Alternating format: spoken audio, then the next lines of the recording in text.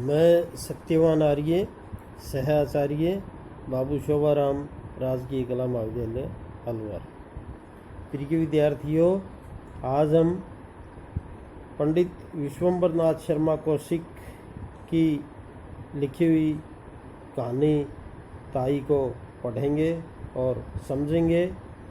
यह जो कहानी है यह विभिन्न मनोभावों पर आधारित है कि किस तरह से एक स्त्री की भावनाएं अलग समय पर अलग हो जाती हैं, यानी परिस्थितिवश उसकी भावनाएं बदल जाती हैं। तो सर्वप्रथम हम कहानीकार का परिचय पढ़ेंगे, उसके बाद कहानी को समझने की कोशिश करेंगे, प्रयास करेंगे। आप लोग ध्यान से सुनें। विश्वम्भर नाथ शर्मा कौशिक, इनका जन्म सन 1891 ईस्वी में हुआ तथा इनका देहावसान सन 1945 ईस्वी में हुआ। उर्दू से हिंदी में आने वाले लेखकों में विश्वम्भर नाथ शर्मा कौशिक अपने समय के उल्लेखनीय कहानीकार हैं। उनकी प्रथम कहानी रक्षाबंधन सन 1913 में प्रकाशित हुई थी। वे प्रेमचंद की परंपरा के कहानीकार हैं तथा समाज सुधार को उन्होंने अपनी कहानियों का कथ्य बनाया। उनकी कहानियों की शैली अत्यंत सरल, सरस और रोचक है। उनकी हास्य व्यंग्यपूर्ण कहानियाँ चांद में दुबे जी की चिट्ठी के रूप में प्रकाशित हुई थीं। उन्होंने लगभग 300 कहानियाँ लिखीं तथा रक्षाबंधन, कल्प मंदिर, चित्रशाला उनके प्रमुख कहानी संग्रह हैं। कौशिक जी की कहानियों में घरेलू जीवन की समस्याओं और उनके समाधान का सफल प्रयास मिलता है। उनकी भाषा सरल, साफ और ओजस्वी है। उनकी कहानियों के पात्र हमारे जीवन के जीते जागते लोग हैं। वे स्थितियों का मार्मिक चित्रण करने में बहुत सफल हुए। ताई कहानी, इसका संक्षिप्त परिचय। ताई कौशिक जी की एक प्रसिद्ध कहानी है तथा इस कहानी की गिनती हिंदी की श्रेष्ठ कहानियों में होती है। यह कहानी पारिवारिक संबंधों की विसंगतियों को उजागर करती है। मानसिक संकीर्णता से उत्पन्न ईर्ष्या द्वेष बच्चों के स्नेहमय सूत्रों से किस प्रकार दूर हो जाता है, इस तथ्य को बड़ी कुशलता से इस कहानी में चित्रित किया गया है। रामजी दास की पत्नी रामेश्वरी निसंतान है, किंतु रामेश्वरी की निकटता उसके देवर के बच्चों से बढ़ती जाती है। ताई रामेश्वरी के मन की ईर्ष्या को बालक मनोहर का निश्चल प्यार धो देता है और रामेश्वरी का चरित्र एक उदात्त महिला के रूप में पाठक के समक्ष उभरता है। तो प्रिय विद्यार्थियों, ये इस ताई कहानी का संक्षिप्त परिचय है। अब हम कहानी को पढ़ेंगे और समझेंगे। मैं पढ़ रहा हूँ, आप लोग सुने और इसको समझें। ताऊ जी, हमें रेलगाड़ी ला दोगे? कहता हुआ एक 5 वर्षीय बालक बाबू रामजी दास की ओर दौड़ा। बाबू साहब ने दोनों बाहें फैलाकर कहा, हाँ बेटा, ला देंगे। उनके इतना कहते ही बालक उनके निकट आ गया।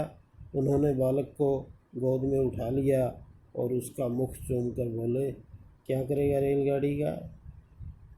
बालक बोला, उसमें बैठकर बड़ी दूर जाएंगे, हम भी जाएंगे, सुन्नी को भी ले जाएंगे, बाबूजी को नहीं ले जाएंगे, हमें रेलगाड़ी नहीं ला देते। ताऊ जी, तुम ला दोगे तो तुम्हें ले जाएंगे। बाबू, और किसे ले जाएगा? बालक दम भर सोचकर बोला, बस और किसी को नहीं ले जाएंगे। तो इस कहानी में बतलाया गया है कि एक 5 वर्ष का बच्चा है, वह अपने ताऊ जी से एक रेलगाड़ी दिलाने का निवेदन या प्रार्थना कर रहा है और उसके ताऊ जी उसे आश्वासन देते हैं कि वह उसे खिलौना रेलगाड़ी अवश्य दिला देंगे और इससे बच्चा प्रसन्नता का अनुभव करता हुआ प्रतीत हो रहा है।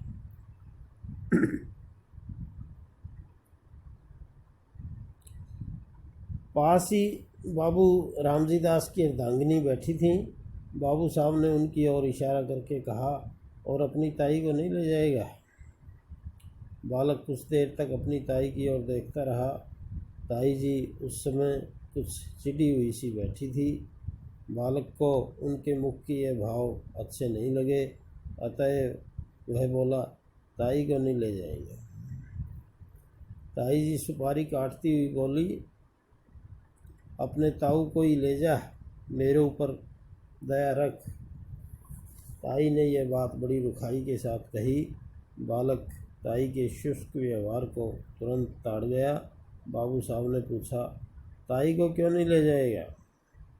बालक, ताई हमें प्यार नहीं करती। बाबू, जो प्यार करे तो ले जाएगा। बालक को इसमें संदेह था। ताई का भाव देखकर उसे ये आशा नहीं थी कि वह प्यार करेगी, इससे बालक मौन रहा। बाबू साहब ने फिर पूछा, क्यों रे, बोलता नहीं? ताई प्यार करे तो रेल पर बिठा कर ले जाएगा। बालक ने ताऊ को प्रसन्न करने के लिए केवल सिर हिलाकर स्वीकार कर लिया, परंतु मुख से कुछ नहीं कहा।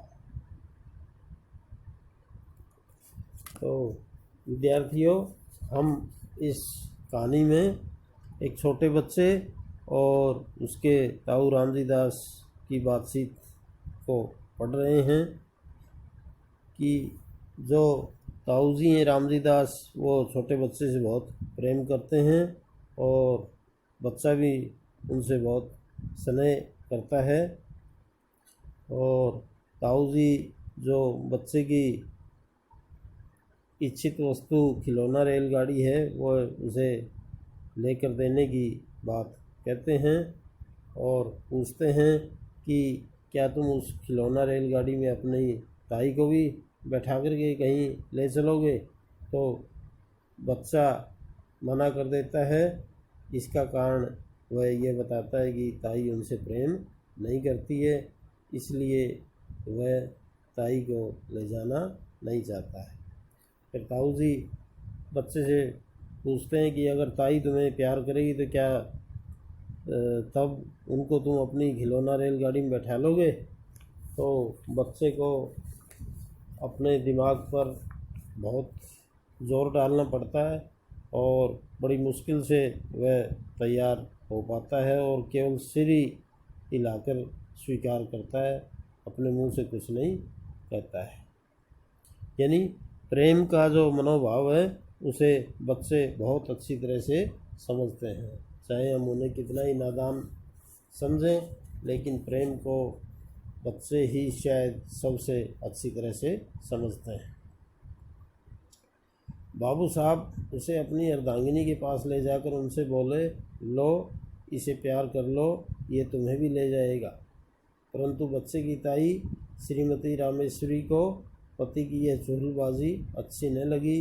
वह तुनक कर बोली, तुम ही रेल पर बैठकर जाओ, मुझे नहीं जाना है। चुगलबाजी कहते हैं मजाक को। तो बच्चे की जो ताई है वह मना कर देती है और वो कहती है कि मुझे रेल में बैठ करके नहीं जाना है। बाबू साहब ने रामेश्वरी की बात पर ध्यान नहीं दिया। बच्चे को उनकी गोद में बिठाने की चेष्टा करते हुए बोले, प्यार नहीं करोगी तो रेल में नहीं बैठाएगा। कह रहे मनोहर। मनोहर ने ताऊ की बात का उत्तर नहीं दिया। उधर ताई ने मनोहर को धकेल दिया। मनोहर नीचे गिर पड़ा। शरीर में चोट नहीं लगी, मन में लगी। बालक रो पड़ा।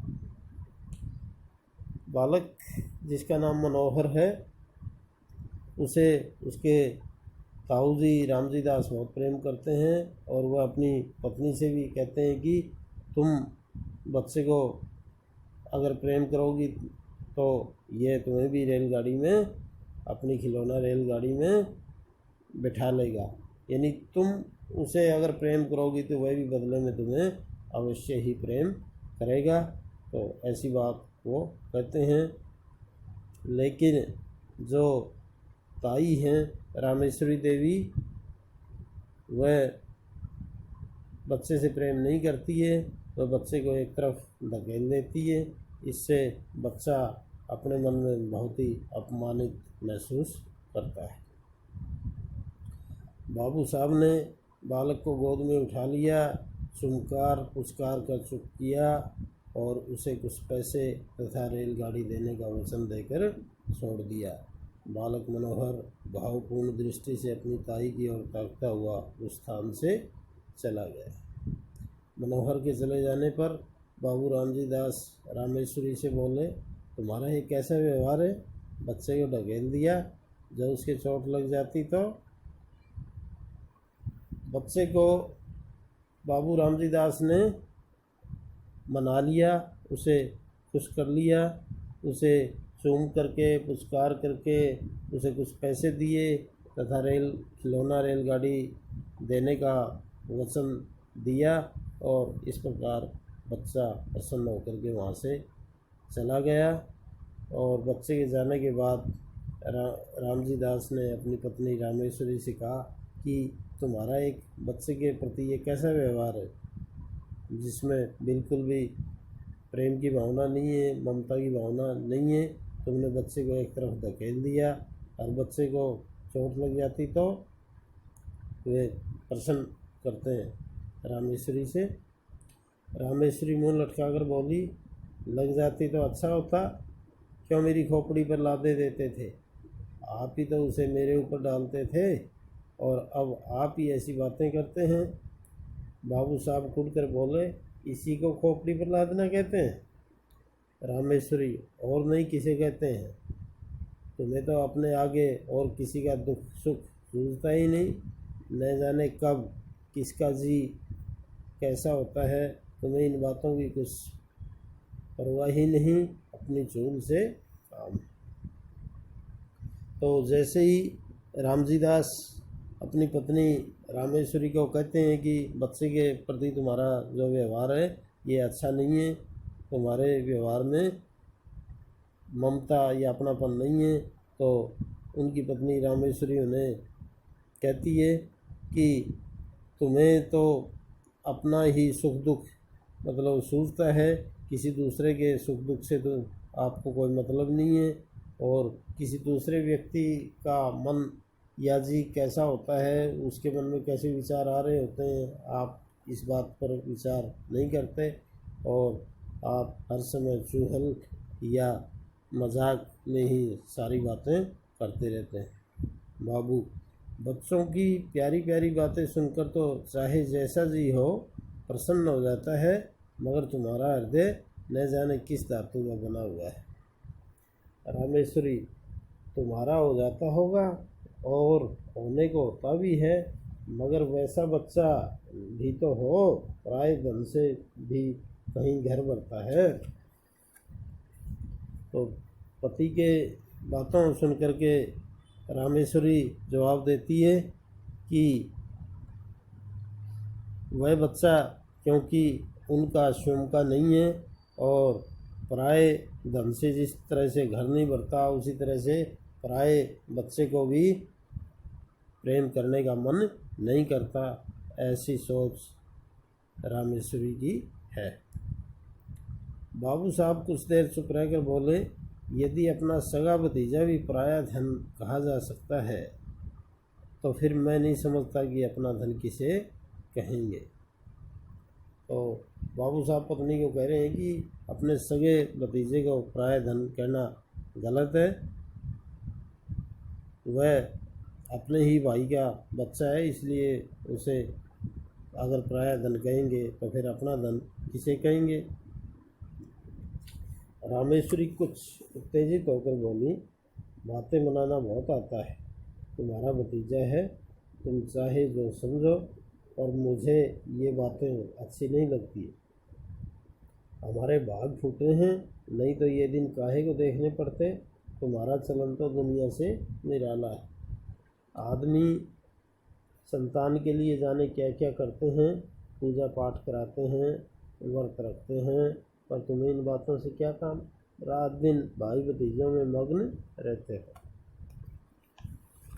तो जब बाबू रामजी दास अपनी पत्नी रामेश्वरी को ये समझाते हैं कि सगे भतीजे को पराया धन नहीं कहना चाहिए, ऐसा समझना ही गलत है, तो उनकी पत्नी रामेश्वरी उत्तेजित हो जाती है और कहती है कि आपको बातें बनाना बहुत आता है, और अपने भाग्य पर भी वो पछताती है कि अगर उसके भी आज संतान होती तो उसे यह दिन नहीं देखना पड़ता। और वह अपने पति से शिकायत करती हुई कहती है कि आपका व्यवहार पूरी दुनिया से अलग ही है। आदमी संतान प्राप्त करने के लिए क्या क्या प्रयास नहीं करते हैं। वह कहती है कि व्यक्ति पूजा पाठ कराते हैं, व्रत रखते हैं, पर आप लोग संतान सुख प्राप्त करने के लिए कोई प्रयास ही नहीं करते, और रात दिन आप अपने भाई भतीजों में ही मग्न रहते हो। बाबू साहब के मुख पर घृणा का भाव झलक आया। उन्होंने कहा, पूजा पाठ सब ढकोसला है। जो वस्तु भाग्य में नहीं वह पूजा पाठ से कभी प्राप्त नहीं हो सकती, मेरा ये अटल विश्वास है। तो अपनी पत्नी को समझाते हुए रामजी दास कहते हैं कि पूजा पाठ सब ढकोसला है। अगर जो चीज़ हमारे भाग्य में नहीं है तो पूजा पाठ से भी हमें प्राप्त नहीं हो सकती, ऐसा मेरा पक्का विश्वास। श्रीमती जी कुछ रुआंसे स्वर में बोली, इसी विश्वास ने तो सब चौपट कर रखा है। ऐसे ही विश्वास पर सब बैठ जाएं तो काम कैसे चले। सब विश्वास पर ही बैठे रहें तो आदमी काहे को किसी बात के लिए चेष्टा करे। तो रामजी दास की पत्नी रामेश्वरी कहती है कि आपके इस विश्वास ने ही सारा जो मामला है वो बिगाड़ रखा है, यानी आप संतान सुख प्राप्त करने के लिए कोई प्रयास ही नहीं करते और केवल यही मानते हैं कि जो भाग्य में है वही प्राप्त होगा। तो ऐसा विश्वास करना रामेश्वरी कहती है कि ठीक नहीं। बाबू साहब ने सोचा कि मूर्ख स्त्री के मुंह लगना ठीक नहीं, अतः वह स्त्री की बात का कुछ उत्तर न देकर वहाँ से टल गए। मुंह लगना का मतलब है उलझना, अनावश्यक किसी से बातचीत करना या फंसना। तो ये एक मुहावरे का यहाँ प्रयोग किया गया है।